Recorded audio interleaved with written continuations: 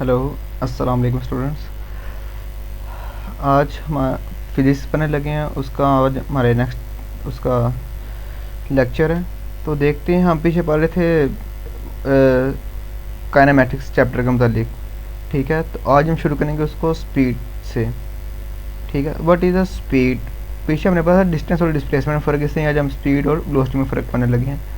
The distance covered by an object, कोई भी distance cover करे object in a unit time, किसी भी यूनिट टाइम में, वो कोई भी डिस्टेंस हो सकता है। ठीक है, तो डिस्टेंस आपको पता क्या है, डिस्टेंस हमने पीछे पढ़ा हुआ है, it is a scalar quantity. इसके लिए कोई ख़ास डायरेक्शन की ज़रूरत नहीं होती। तो ये एक स्केलर क्वांटिटी है, तो मीन्स के बेसिकली बात है तो फिर स्पीड भी क्या होगी, स्केलर क्वांटिटी होगी। ये हम नीचे बात करते हैं ज़रा। तो the distance covered by a object in a unit time is called its speed. कि कोई भी एक बॉडी कोई भी डिस्टेंस कवर करे इन यूनिट टाइम के अंदर कुछ, तो वो क्या होती है, स्पीड होती है। स्पीड का फार्मूला क्या है, डिस्टेंस कवर और टेकन टाइम। तो डिस्टेंस का ये फार्मूला ये आता है, S is equal to V multiply T. ठीक है, तो distance is a scalar quantity, because distance scalar quantity है, तो therefore speed is also a scalar quantity. Speed भी क्या होगी, स्केलर क्वांटिटी होगी। दोनों का यूनिट क्या है, मीटर। ऐसे यूनिट ऑफ स्पीड इज इसका भी मीटर पर सेकंड है, मीन्स क्या एम एस माइनस वन, यहाँ पे नहीं लिखा हुआ, ये कर दें। मीटर, इसका यूनिट मीटर पर सेकंड है। पीछे हमने देखा था डिस्टेंस और डिस्प्लेसमेंट का यूनिट भी एक था, तो इनमें भी इनका यूनिट सेम ही होगा। तो what is the velocity, velocity देखते हैं। The rate of change of displacement लिखते हैं यहाँ पे, the rate of change of displacement. यहाँ रेट ऑफ डिस्प्लेसमेंट भी ठीक है, आप द चेंज लगा लेंगे अच्छी। The rate of change of displacement of a body, किसी भी डिस्प्ले। अब देखें आपका, जैसे हमने पीछे एग्जांपल में देखा हुआ था कि आपका हाउस है और ये आपका स्कूल है। ठीक है, यहाँ पे जाने के लिए मैंने आपको पीछे और बताया था बहुत सारे रास्ते होंगे, लेकिन एक फिक्स पॉइंट होगा जो बिल्कुल सबसे आसान रास्ता होगा, सबसे छोटा रास्ता होगा। उसको हमने कहा था वो क्या है, डिस्प्लेसमेंट है। तो उसके दौरान देखिए, आप स्कूल, घर से स्कूल जाते हुए आप ये नहीं कि आप बिल्कुल एक ही स्पीड से जाते हैं, आप कभी भाग के भी जाते हैं। तो उसके बाद जो आपके डिस्प्लेसमेंट तब्दील हो रहा होगा उस टाइम के दौरान, उस सारा का सारा क्या होती है, वो होती है वेलोसिटी। तो वेलोसिटी क्या होती है, डिस्प्लेसमेंट ऊपर आ जाएगा और नीचे का आ जाएगा टाइम टेकन।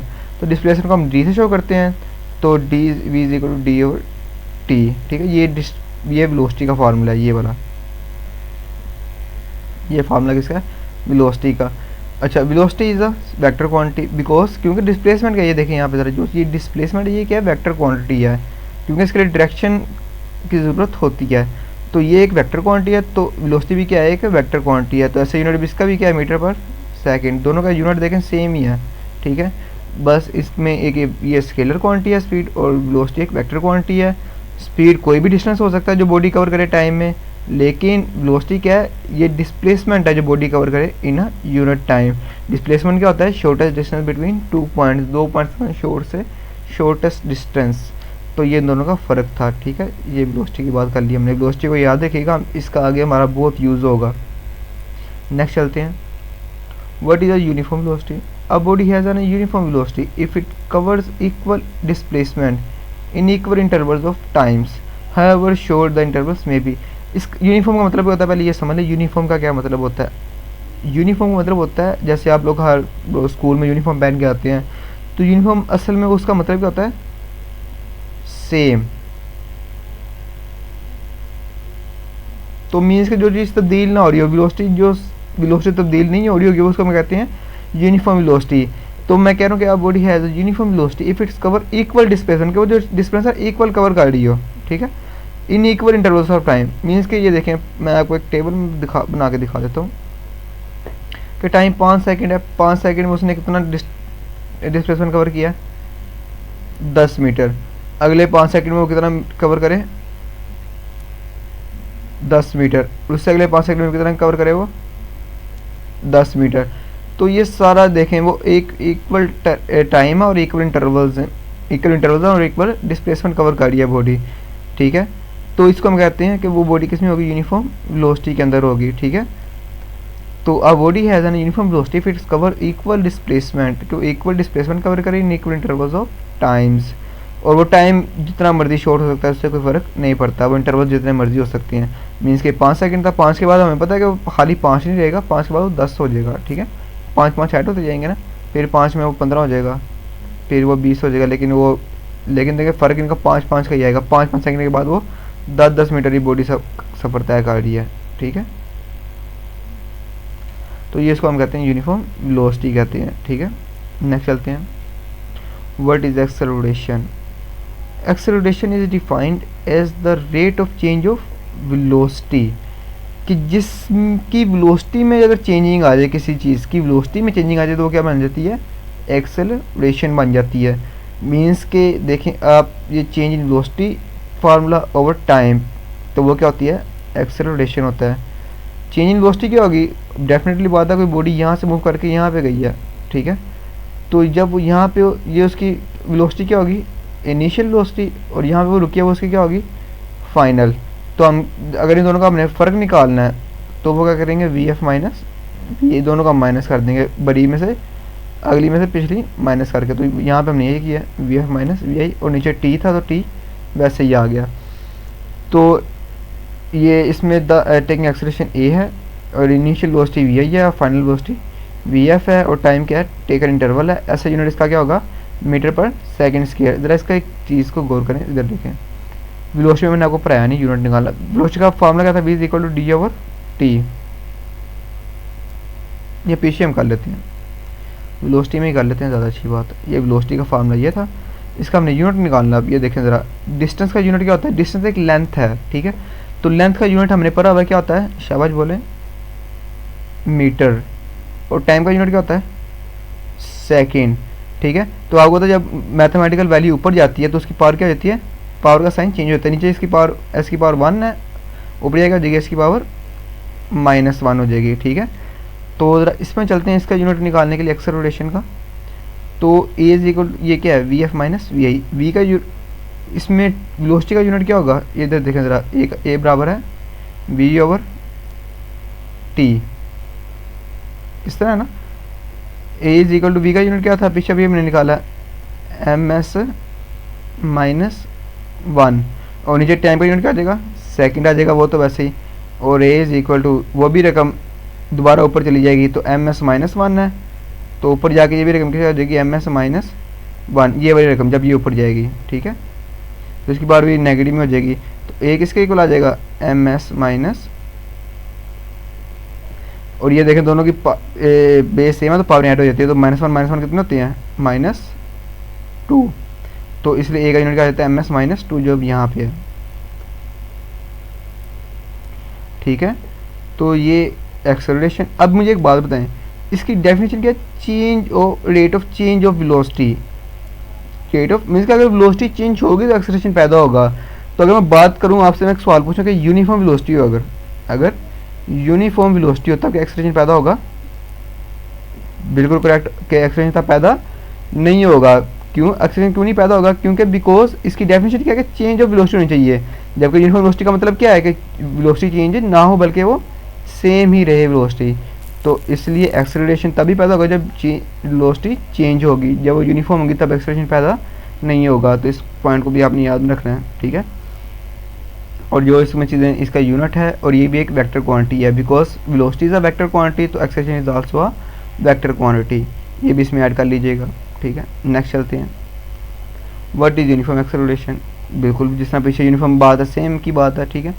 तो a body has a uniform acceleration if it covers equal change in velocity, कि चेंज इन वेलोसिटी इक्वल आए in equal intervals of time, however short intervals may be, वो इंटरवल्स कितने ही शॉर्ट क्यों ना हो। तो अब ये भी बिल्कुल पीछे जैसी डेफिनेशन थी, इसको मैं सीधे इतना एक्सप्लेन नहीं कर रहा। नीचे चलता है रिटार्डेशन पे।